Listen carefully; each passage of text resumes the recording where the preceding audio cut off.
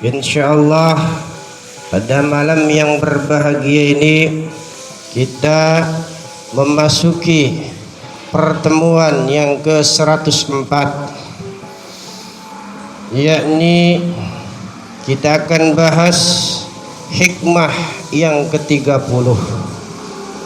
Di hikmah yang ke-30 ini pengarang kitab menyatakan di dalam karangan monumentalnya Al-Hikam Ibnu Athaillah, Bismillahirrahmanirrahim. Ma min nafsin tubdihi illa walahu qadrun fika yamdihi. Ma min nafsin, tiada satu helaan nafas pun, tubdihi, yang jelas keluar nafasnya, illa walahu, kecuali di setiap hembusan nafas kita, qadrun, ada takdir, fika yamdihi, yang melewati atau yang berlaku di dalam dirimu. Bismillahirrahmanirrahim. Berarti kalimat singkat tersebut kita akan mengerti dan faham lebih luas dan dalam tentang masalah takdir. Masalah takdir. Karena yang namanya kita hidup di dunia ini pasti setiap detik, ya, bukan menit, bukan jam, setiap detik itu Allah yang mentakdirkan.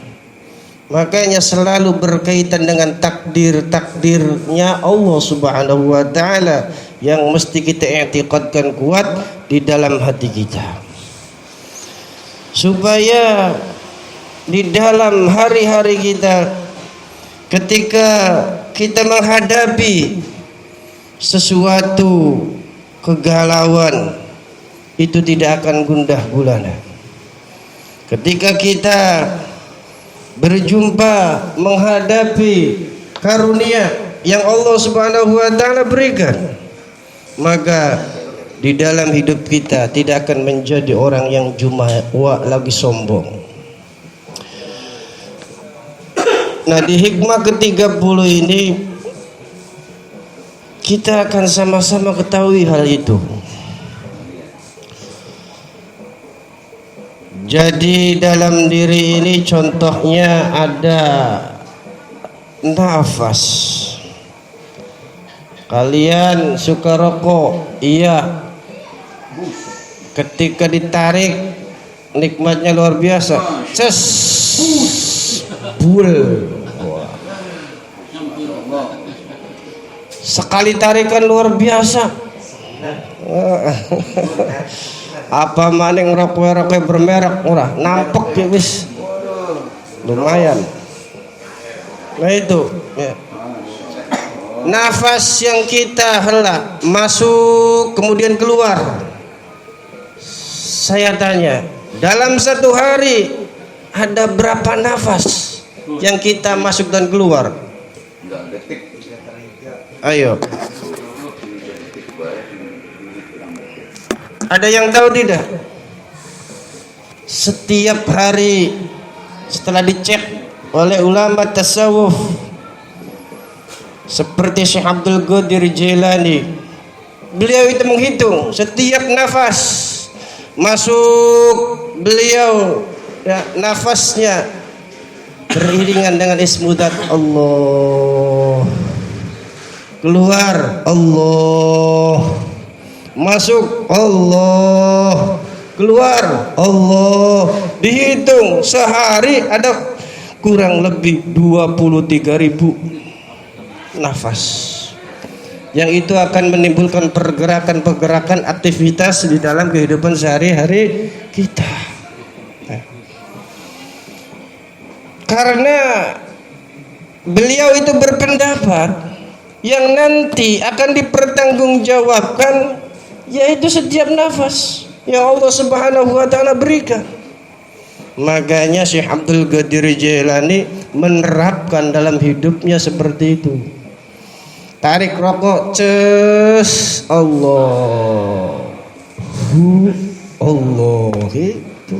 Ya, supaya apa? Masuk meresap.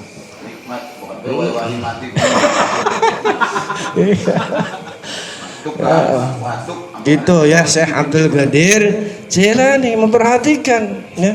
Nafas masuk Allah, nafas keluar Allah. Jadi mesti nafas Allah, Allah, Allah dan Allah ya. Karena tadi ma min nafsin tubdihi illa walau qadrun fika yamdihi. Tiada satu nafas yang terlepas darimu wahai kawan, melainkan di situ pula ada takdirnya Allah Subhanahu wa taala yang nanti kita akan pertanggungjawabkan di hadapan Allah Subhanahu wa taala yang berlaku atas dirimu.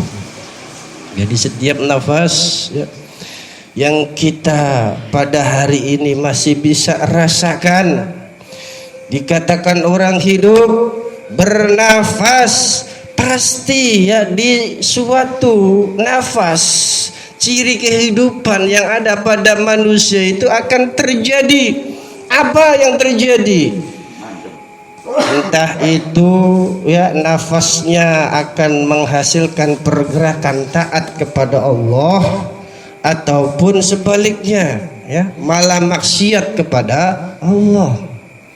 Atas apa yang kita lakukan, nafas ya, tarikan nafas kita, hembusan nafas kita, nanti ya bisa jadi ya Allah Subhanahu wa taala timpakan berupa karunia yang namanya nikmat ataupun sebaliknya berupa musibah dan musibah.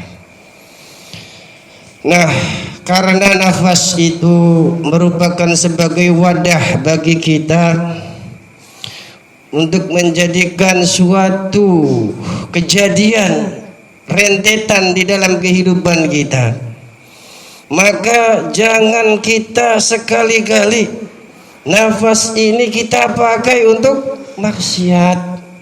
Nafas ini kita lakukan untuk perbuatan-perbuatan yang laknat, perbuatan-perbuatan yang terkutuk di hadapan Allah Subhanahu wa taala.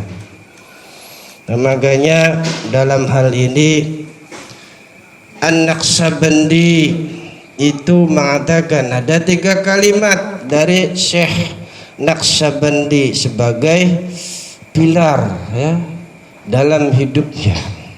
Dan ini pernah ditanyakan ya, atau yang bertanya Apud Saprudin di tanggal 11 Juli pernah di sana bertanya tahun 2023,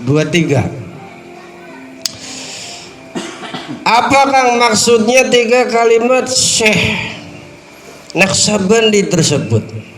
Ada 3 wukuf, ada wukuf zamani, ada wukuf adadi, dan ada wukuf qalbi. Maksudnya apa wukuf zamani? Wukuf zamani itu bila kita hidup di suatu saat ya, kemudian kita waktunya kita isi dengan banyak amal-amal baik, maka sebelum kita memejamkan mata alias tidur ngorok, ucapkan alhamdulillahirabbil alamin. Bila mana pada saat itu nafas kita ya digunakan untuk apa? Banyak kegiatan dosa, kegiatan maksiat kepada Allah Subhanahu wa taala, pada saat itu juga kita langsung menyesal, kemudian apa? Bertobat kepada Allah Subhanahu wa taala. Kemudian yang kedua kata beliau wukuf adadi. Maksudnya apa?